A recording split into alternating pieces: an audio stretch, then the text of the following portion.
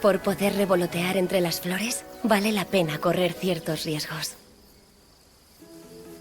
La libertad da alas.